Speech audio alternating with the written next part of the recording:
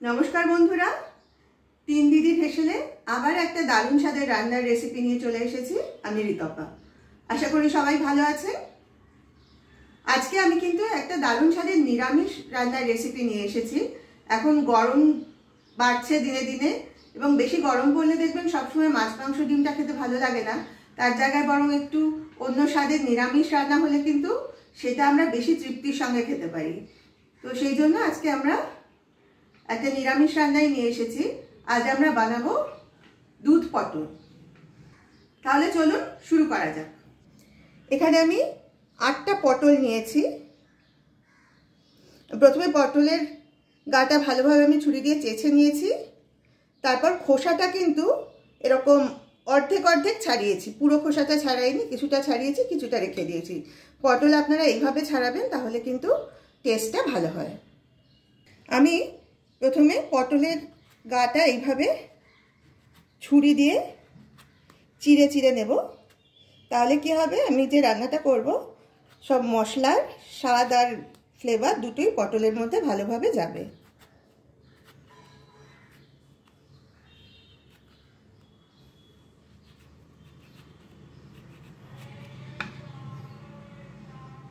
আমি সবগুলো পটল চিড়ে নিয়েছি। এবার এর মধ্যে মাখিয়ে নেব সামান্য নুন। এই নুন মিষ্টিটা আপনারা কিন্তু আপনাদের স্বাদ অনুযায়ী দিয়ে নেবেন। নুনটা পটলের গায়ে ভালোভাবে মাখিয়ে নিচ্ছি।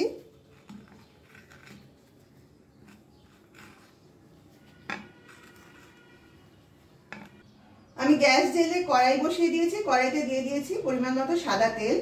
তেলটা অলরেডি গরম হয়ে গেছে। আমি এবার আঁচটা একটু কমিয়ে নিয়ে এই তেলের মধ্যে পটলগুলো ছেড়ে দিচ্ছি। প্রথমে আমি পটলগুলো ভালোভাবে ভেজে নেব।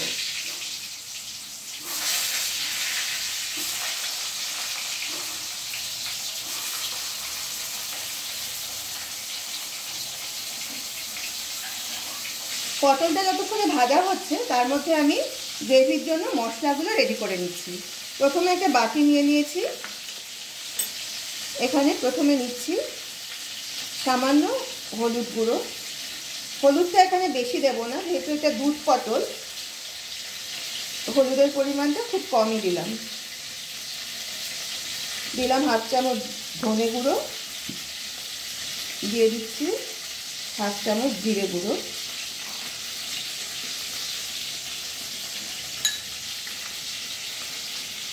এবার দিয়ে দিলাম সামান্য আদা বাটা, দিচ্ছি সামান্য লঙ্কা বাটা। এখানে কিন্তু আমি কাশ্মীরি লঙ্কাটা ব্যবহার করলাম না, কারণ কাশ্মীরি লঙ্কার রঙটা কিন্তু এই রান্নায় চাইছি না। যেহেতু দুধ পটল, এটা কিন্তু একটু সাদাটে রঙেরই হবে। এবার একটু জল দিয়ে আমি এই মশলাগুলোর একটা পেস্ট বানিয়ে নেব। এইভাবে আমি মশলার পেস্টটা বানিয়ে নিচ্ছি। এবার আমি আরেকটা মশলা তৈরি করব। তার জন্য একটা মিক্সারের বাটি নিয়ে নিয়েছি। এখানে আছে 1.5 চামচ মতো পোস্ত আর 1.5 চামচ মতো চারমগজ। এগুলো আমি মিক্সিতে বেটে এটারও একটা পেস্ট তৈরি করে নেব।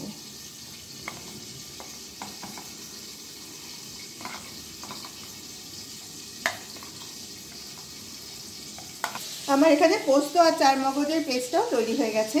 আমি কিন্তু এই মাঝে পটলগুলো উল্টে দিয়েছিলাম। পটলের একটা দিক আগেই ভাজা হয়ে গেছিল, এবার অন্য দিকটাও ভাজা হয়ে গেছে।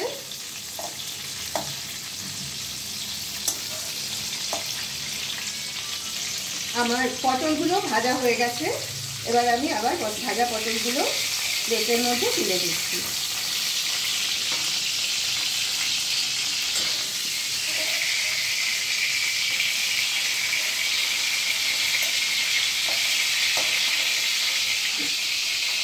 এবার পটলগুলো ভাজা হয়ে গেছে। যেহেতু আমি পটলে হলুদ মাখাইনি, সেজন্য কিন্তু পটলগুলো একটু সাদা সাদা দেখাচ্ছে। যাই হোক, আমি এবার পটলগুলো একধারে রেখে দিচ্ছি। এবার আমি কড়াইতে গরম তেলের মধ্যে ফোড়নে দিয়ে দিচ্ছি 4টে ছোট এলাচ আর এই 1 ইঞ্চি মতো দারচিনি ছোট করে ভেঙে আমি ফোড়নে দিয়ে দিলাম। এবার আমি ফোড়নের মধ্যে যোগ করে দিলাম দুটো তেজপাতা। ফোড়নটা একটু নাড়াচাড়া করে নিয়ে এই যে মশলার পেস্টটা প্রথমে তৈরি করেছিলাম ধনে, জিরে, আদা, লঙ্কা আর হলুদ দিয়ে, সেটা আমি এবার কড়াইয়ের মধ্যে দিয়ে দিচ্ছি। মশলার বাটিটা ধুয়ে সামান্য জল দিয়ে দিলাম।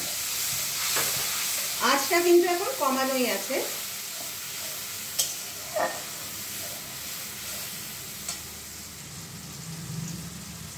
দিয়ে দিচ্ছি ছোট চামচের 1 চামচের একটু কম পরিমাণ নুন। পরে নুনটা একবার দেখে নেব, যদি প্রয়োজন হয় আরো যোগ করব। এই মিক্সখানে কষিয়ে নেব। তারপর আরেকটা যে বাটা মশলার পেস্ট আছে সেটা এর মধ্যে দিয়ে দেব। আমাদের এই মশলাটা কষানো হয়ে গেছে, দেখুন মশলা থেকে কিন্তু তেল ছেড়ে এসছে। এবার আমি কড়াইতে দিয়ে দিচ্ছি পোস্ত আর চার মগজের পেস্টটা।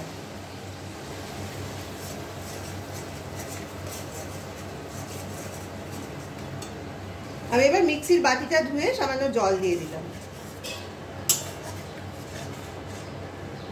এবার এই পুরো মশলাটা আমি 3 থেকে 4 মিনিট মতো সময় নিয়ে ভালোভাবে কষিয়ে নেব। আমি মশলার মিশ্রণটা 1 মিনিট 3 মতো কষিয়ে নিয়েছি। এবার আমি পটলগুলো এর মধ্যে দিয়ে দিলাম। পটলগুলো দিয়ে আরো 2 মিনিট মতো আমি কষিয়ে নেব।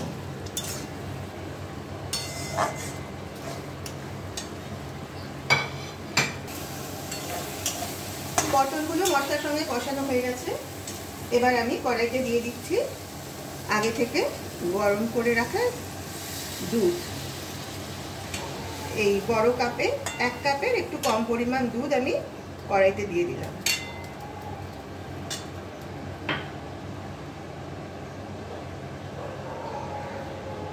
এবার দিয়ে দিচ্ছি 4টে গোটা কাঁচা লঙ্কা, সামান্য চিড়ে নিয়েছিলাম।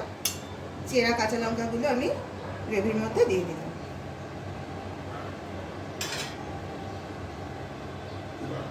এবার কড়াইটা ঢাকা দিয়ে আমি 3 থেকে 4 মিনিট রাখবো। 3 মিনিট সময় পেরিয়ে গেছে, আমাদের রান্নাটা প্রায় শেষের পর্যায়ে চলে এসছে। আমি এখন দিয়ে দিচ্ছি এই ছোট চামচের 1/2 চামচ মতো চিনি। বিশেষ করে নিরামিষ রান্নায় একটু চিনি দিলে কিন্তু স্বাদটা ভালো হয়। যদিও আমরা অনেক সময় চিনিটা দিই না, তবে এটা যেহেতু নিরামিষ রান্না তাই আমি চিনি একটু দিলাম।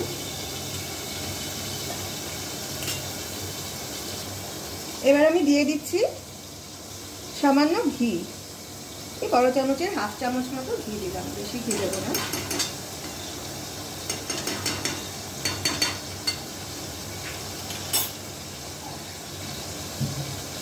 ঘিয়ের পর দিয়ে দিচ্ছি এই ছোট্ট চামচের 1 চামচের একটু কম পরিমাণ গরম মশলার গুঁড়ো।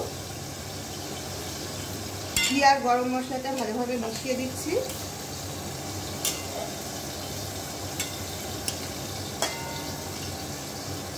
সব শেষে এখানে একটা বাটির মধ্যে আমি নিয়ে নিয়েছি কিছুটা ড্রাই রোস্ট করা কাসুরি মেথি। খুব অল্প পরিমাণেই নিয়েছি, কারণ এটা বেশি দিলে কিন্তু রান্নাটা তেতো হয়ে যেতে পারে। এবার ড্রাই রোস্ট করা কাসুরি মেথিটা আমি হাত দিয়ে গুঁড়ো করে রেখেছিলাম, সেটা আমি ওপর দিয়ে ছড়িয়ে দিলাম। এবার গ্যাসের ফ্লেমটা অফ করে দিচ্ছি।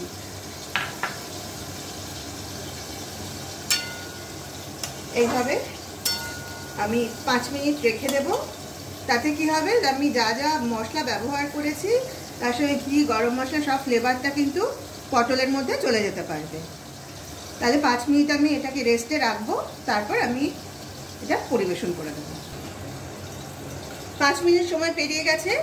আমাদের আজকের রান্না নিরামিষ দুধ পটল কিন্তু একেবারে রেডি হয়ে গেছে পরিবেশনের জন্য। তাহলে আপনারা আশা করি পুরো ভিডিওটা প্রত্যেকে দেখেছেন।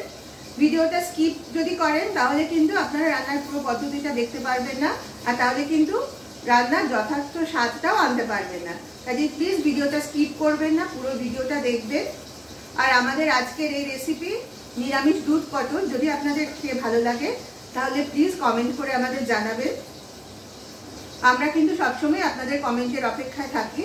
আপনাদের ইতিবাচক কমেন্ট কিন্তু সবসময় আমাদের আরো নতুন নতুন রান্না করতে উৎসাহিত করে।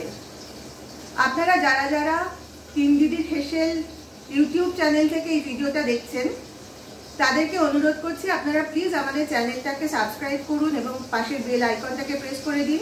তাহলে কিন্তু যখনই আমরা কোনো নতুন ভিডিও এই চ্যানেলে আপলোড করব তার নোটিফিকেশন আপনারা পেয়ে যাবেন। আর যারা ফেসবুক থেকে আমাদের তিন দিদির হেসেল এই পেজটা থেকে আমাদের ভিডিও দেখছেন তাদেরকে অনুরোধ করব প্লিজ আপনারা আমাদের তিন দিদির হেসেল পেজটাকে ফলো করুন এবং অবশ্যই লাইক, কমেন্ট আর শেয়ার করে আমাদের পাশে থাকুন। আজ তাহলে এই পর্যন্তই। আবার খুব শিগগির আপনাদের সঙ্গে দেখা হবে আরেকটা নতুন রেসিপির সাথে। সবাই ভালো থাকবেন। নমস্কার।